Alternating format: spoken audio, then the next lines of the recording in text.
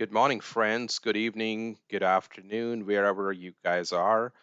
I have received a lot of inquiries around moving to Australia. So I want to make sure that I highlight some of the key points for those who are interested around the globe. So let's start with what I want to cover today. I'm going to start with history, followed by healthcare, education, and all the key contents that you see here.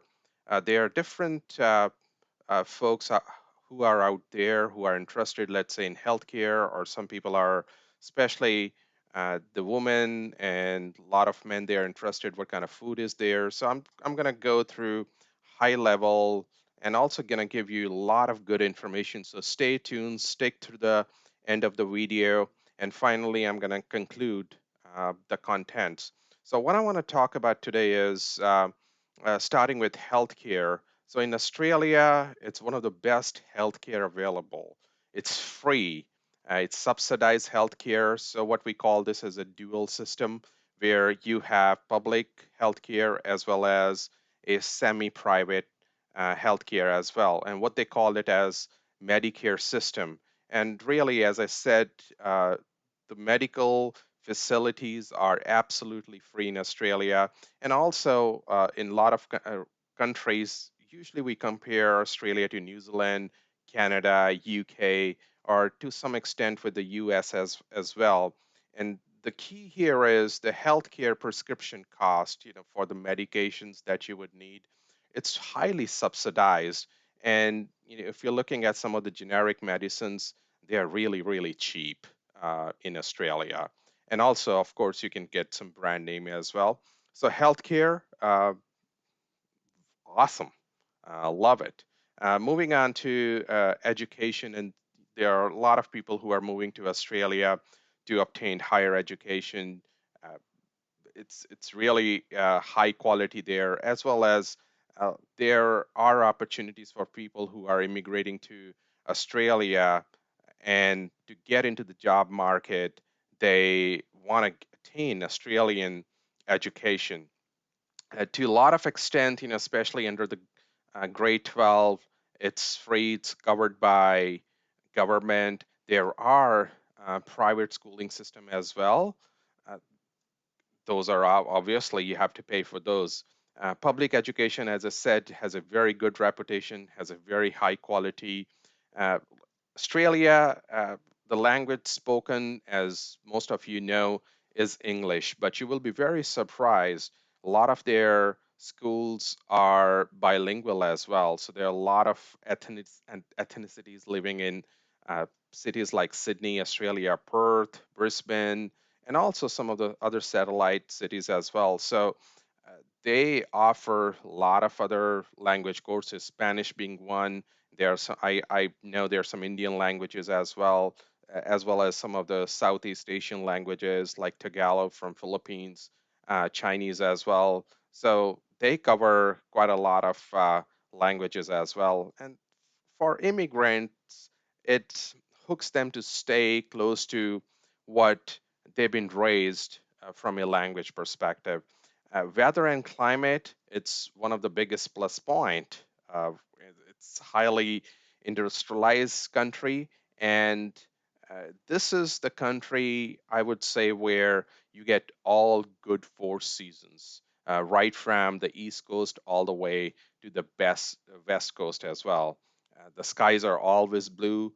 The spring, it's awesome. I personally, I lived in Melbourne and Sydney. I love spring and the fall, and there people call autumn as well.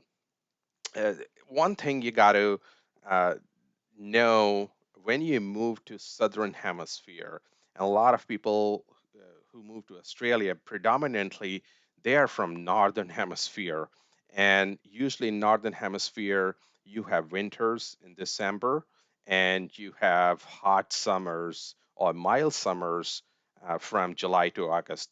In Australia it's completely opposite.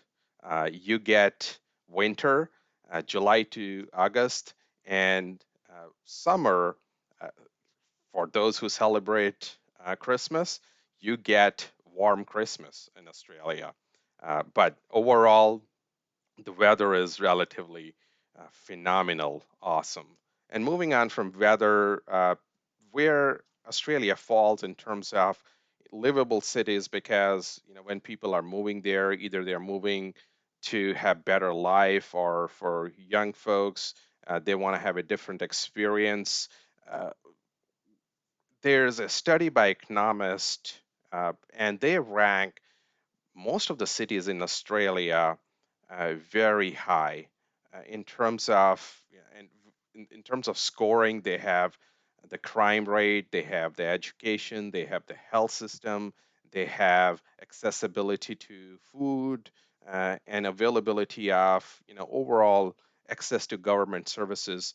In terms of what economists says, all the cities are highly uh, strong, good, particularly Melbourne, where the rating, no matter what, if Economist does it or some other agency, or other folks do it, they always rate Melbourne as very high. And I took the data from Economist, and they rate 97.5. This is fairly high. As a matter of fact, Melbourne is one of the top cities in the world. Uh, Food, and this is very interesting. And being a cosmopolitan cities, most of it, starting with Sydney, Melbourne, Brisbane, Perth, Adelaide, you find all the kind of foods there. If you belong to ethnic community, there is, you just name it, especially in Sydney and Melbourne, you get everything. Even you get foods from some of the ethnic shop as well. So uh, if you want to cook at your home, most of the food that you cook in your home country, they are available in very specialized ethnic shops as well. So you won't miss that part if you move to especially Sydney and Melbourne. This is one of the key topic for folks who wants to become Australian citizen. And again, I'm going to go in a different video how to become permanent resident, and you can also Google it. But at the same time, one of the coolest thing about Australia is all the permanent residents can qualify to become Australian citizen. And for some countries, Australia recognized dual citizenship. It's really important because you don't want to give up the passport of your home country. And at the same time, the cool thing, as I said, is you can get the dual citizen. I know there are some countries that does not allow dual citizenship, but that's not from Australian legislation or regulation. That's because your home country does not allow. But from Australia perspective, they usually allow to most of the citizens who are permanent residents uh, a dual citizenship opportunity. And also a key important thing is children who are born to permanent residents, or the children who are even born to in Australia, they automatically qualify for Australian citizenship. And their passport, Australian passport, is highly valued across the world. So how's the economy of Australia? Australian dollar, it's very stable. If you want to compare with New Zealand dollar, it's always higher. If you look at some of the other industrialized nation in Western Europe or in North America, particularly in US and Canada, on a relative basis, if you see a graph, it's very mature currency, very stable currency. And one of the key things, especially for people who are moving as backpackers or immigrants or on a work permit or on a student visa, one of the key question is how much am I going to make? Can I the money that I'm going to make, can I live comfortably? Can I buy my food? Can I pay my rent initially? Or, if I want to go to restaurants, can I do that? You would be very surprised. I have this listed here, the second bullet point, where uh, the minimum wage in Australia is 17.70 per hour.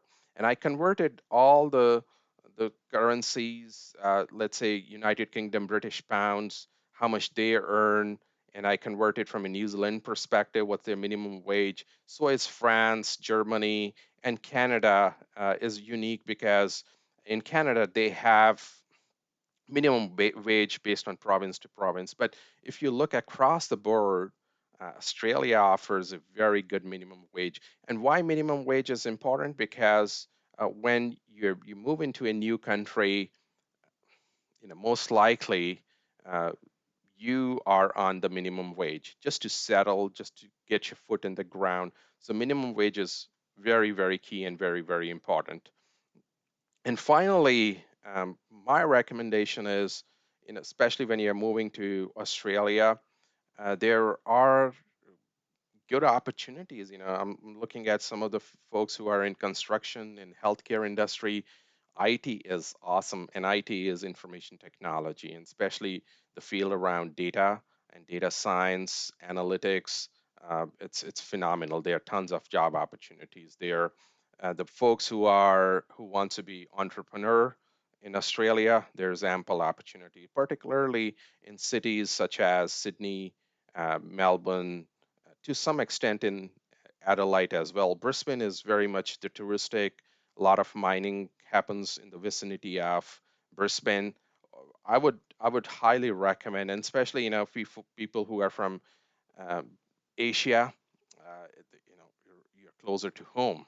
A lot of people think about immigrating to U.S., Canada, or even to Western Europe on a relative basis. You always have a direct flight. Anyways, now you have a direct flight from almost every country. If you live in a major country, so highly recommend. Nice country, and if you're moving there, awesome. And what I want to do is say is all the best. And if you like this video, don't forget to comment, subscribe, or like, because that gives me motivation to have some more informative information to all of you out there. Again, thank you so much, and I'll see you in my next video.